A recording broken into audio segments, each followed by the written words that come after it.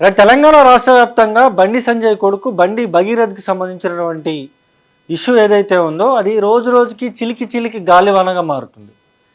ఎందుకంటే సామాన్యుడికి ఒక న్యాయం, పొలిటీషియన్ కొడుకు ఒక న్యాయం అంటూ కూడా ప్రజా సంఘాల నాయకులు ఎక్కడికక్కడ దుమ్మెత్తిపోస్తున్నారు.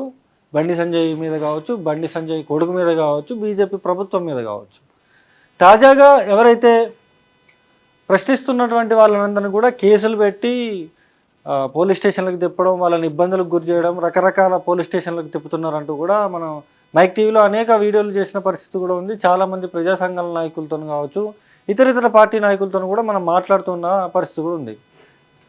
తాజాగా ఎవరైతే టీఆర్ఎస్ అని పార్టీ పెట్టుకున్నటువంటి కల్వకుంట్ల కవిత తెలంగాణ రక్షణ సేన అని చెప్పేసి పార్టీ పెట్టింది. ఆమె తాజాగా నిన్న మాట్లాడుతూ బండి సంజయ్ని ప్రొటెక్ట్ చేస్తున్నట్టుగా కూడా మనకు అర్థమవుతుంది. ఎందుకంటే మరి లోపల ఎన్నో లావాదేవీలు ఉన్నాయని చెప్పేసి కొంతమంది ఆరోపణలు వ్యక్తం చేస్తున్న పరిస్థితి కూడా ఉంది. అసలు కవిత ఏం మాట్లాడింది ఏంటంటే ఒకసారి మీకు చూపించే ప్రయత్నం చేస్తా. ఫస్ట్ అయితే కొన్ని పార్టీల వాళ్ళు ఒక ట్వీట్ వేసేసి మొత్తం సమస్యను ఏదో పరిష్కారం చేసినాము అనేటటువంటి ఆలోచనతోని అవాకులు చెవాకులు నా మీద వాగుతున్నటువంటి సందర్భాన్ని మనం చూసినాం. ఒక ఆడపిల్ల విషయం వచ్చినప్పుడు, అది కూడా ఒక మైనర్ అమ్మాయి విషయం వచ్చినప్పుడు, సమాజంలో బాధ్యతాయుతమైనటువంటి ప్లేస్లో ఉన్న ప్రతి ఒక్కరం కూడా కొంత సంయమనం పాటించాలి.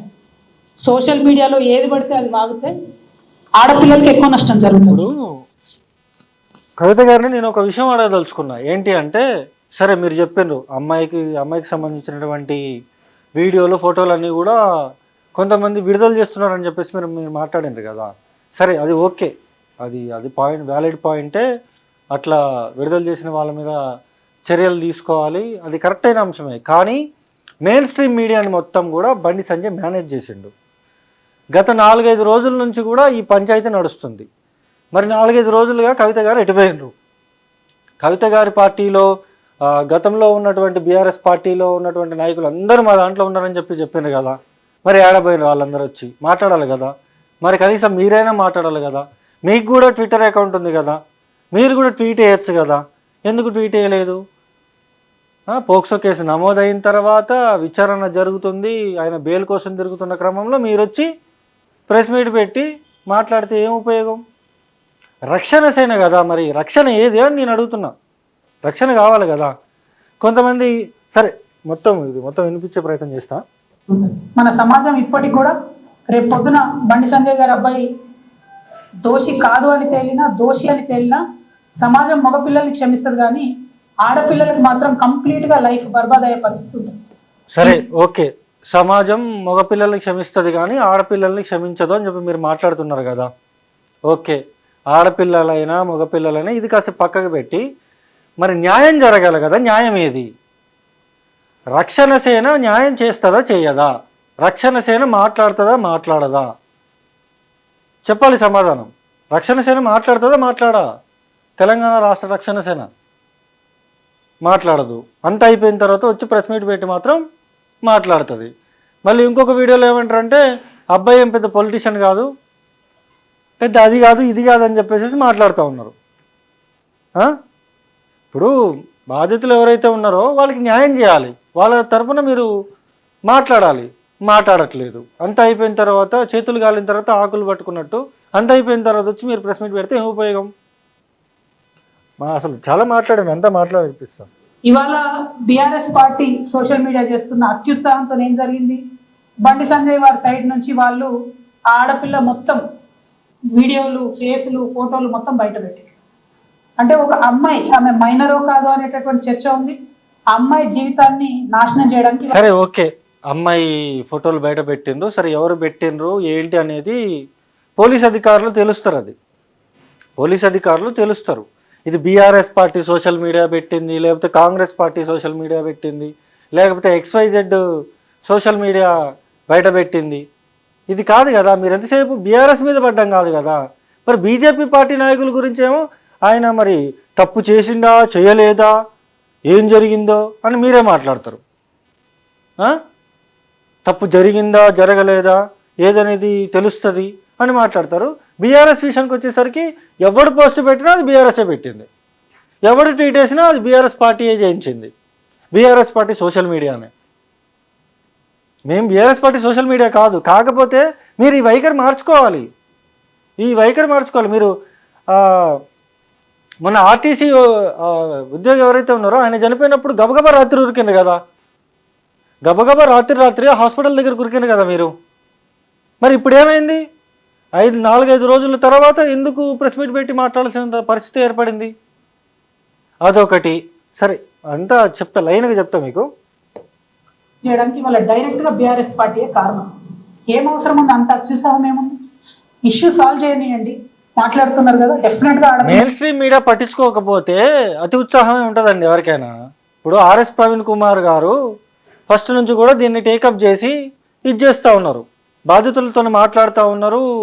ఆయన మాజీ పోలీస్ అధికారి కాబట్టి అసలు ఎటువంటి సెక్షన్లు నమోదు చేస్తున్నారు, అసలు ఏం జరుగుతుంది, ఏంటి అసలు ఏం జరిగింది అనేది ఆయన తరపు నుంచి ఆయన ఇంటరాగేట్ చేసుకుంటూ వస్తున్న పరిస్థితి ఉంది. అది మీరు పట్టించుకోరు. ఆడపిల్ల పక్షమే ఉంటాం, మన తెలంగాణ సమాజంలోనే అది ఉన్నది, ఆడపిల్ల పక్షమే ఉంటాం. కానీ ఇవాళ ఆడపిల్ల పక్షాన వారం రోజుల తర్వాత మీరు ప్రెస్ మీట్ పెడతారు. ఆడపిల్లల పక్షాన మీరు వారం రోజుల తర్వాత వచ్చి ప్రెస్ మీట్ పెట్టి మాట్లాడతారు. ఆయన అప్స్కాండ్ అయ్యిండు, బెయిల్ కోసమేమో హైకోర్టుకి వెళ్తారు, దాని గురించి మాత్రం మీరు మాట్లాడరు. అలా ఆడపిల్ల జీవితం నాశనం అవడానికి కారణం ఎవరు? ఎందుకు అమ్మాయి ఫోటోలు బయటికి రావాలి, అమ్మాయి వీడియోలు బయటికి రావాలి? నేను పోలీస్ శాఖ వారిని కోరుతా ఉన్నాను, ఎవరెవరైతే అమ్మాయి ఫోటోలు బయటికి ఎవడు పెట్టిండు, అమ్మాయి ఫోటోలు ఎవడు రిలీజ్ చేసిండు, దాని మీద ఓకే బాగుంది. కానీ బండి భగీరథని ఇది చేయాలి, ఆయన పోక్సో కేసులో నమోదు చేయాలి, ఆయనని జైలుకి పంపించాలి, చట్టపరమైన చర్యలు తీసుకోవాలి, దాని గురించి మాత్రం మీరు మాట్లాడరు.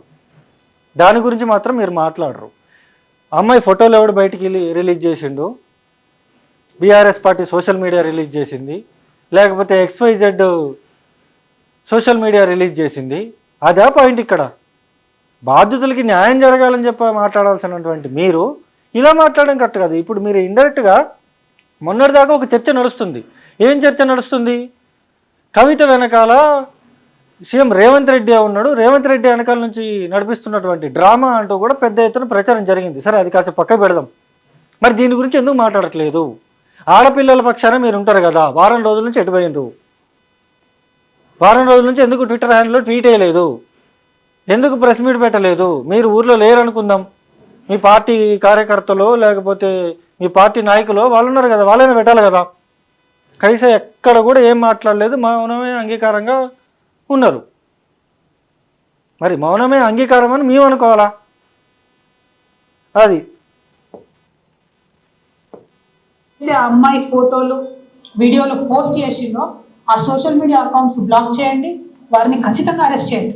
మీ ముఖ్యమంత్రి మీద ఒక చిన్న పోస్ట్ పెడితే ఇవాళ ఎక్కపోయి అరెస్ట్ చేస్తున్నారు. కాబట్టి ఒక ఆడపిల్ల జీవితాన్ని నాశనం చేసేటట్టుగా పోస్టులు పెట్టి వీడియోలు పెట్టి వాళ్ళ ఫ్రెండ్స్తో ఉన్నప్పటి ఈ ఫోటోలు అన్ని బయట పెట్టినటువంటి అకౌంట్స్ని బ్లాక్ చేయాలి, ఖచ్చితంగా వాళ్ళని అరెస్ట్ చేయాలని చెప్పి నేను డిమాండ్ చేస్తూ ఉన్నాను. అంతే, రేప్ చేసిన అరెస్ట్ చేయొద్దు, పోస్టులు పెట్టిన అరెస్ట్ చేయాలి, రేప్ చేసిన అసలు అరెస్ట్ చేయొద్దు. చప్పట్లు కొట్టాలి అందరు ఇట్లా. ఇంకొక వీడియో ఉంటుంది, ఆయన చూపిస్తా.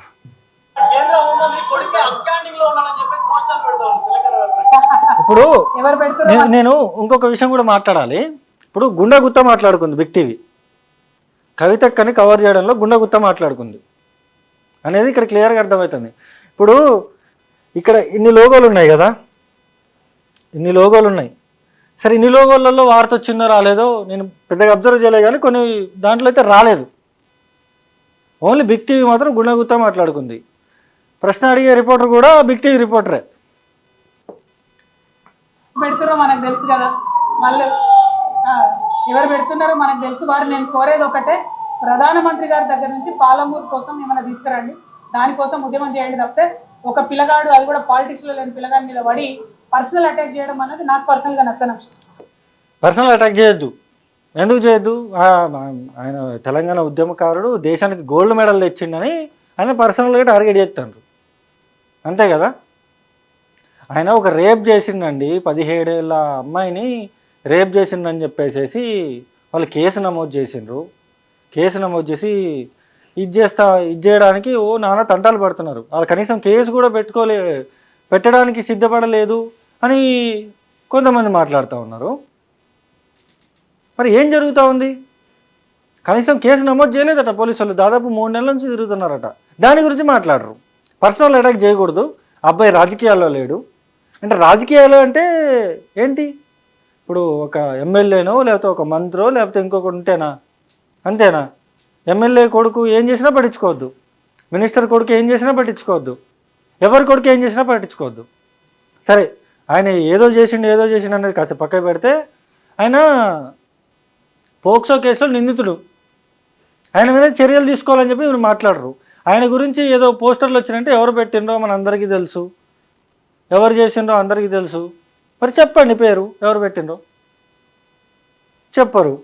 ఆయన గురించి ఏం మాట్లాడరు. మీకు పర్సనల్గా నచ్చదు మాట్లాడితే.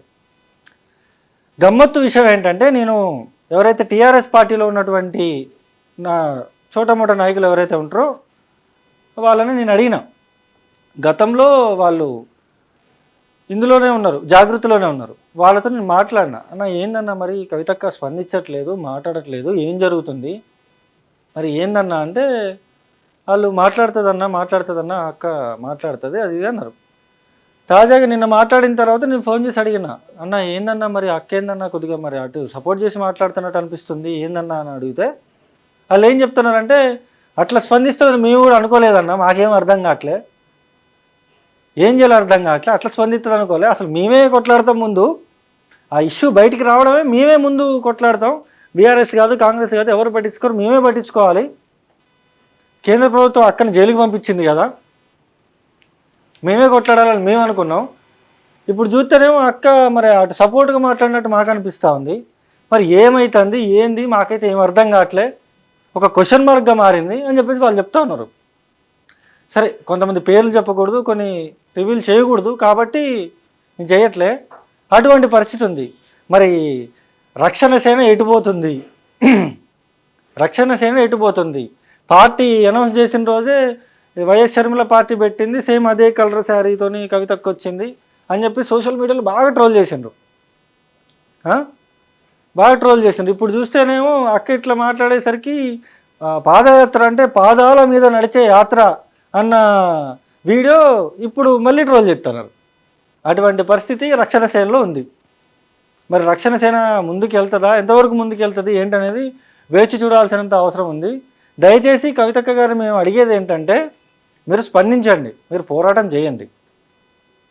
అది బండి సంజయ్ ఉన్నా, ఇంకెవరున్నా, ఇంకెవరు కొడుకున్నా, మీరు వాయిస్ రేజ్ చేసి మాట్లాడండి. మాట్లాడితేనే తెలంగాణ ప్రజలు మిమ్మల్ని స్వాగతిస్తారు. లేకపోతే ఏం చేస్తారు ఏంటనేది ఎన్నో చరిత్రల్లో కూడా చూసినాం మనం. అలాగే అయిపోయే పరిస్థితి ఉంటుంది. అది చూస్తూనే ఉండండి మైక్ టీవీ. నేను మీ జర్నలిస్ట్ అన్ని.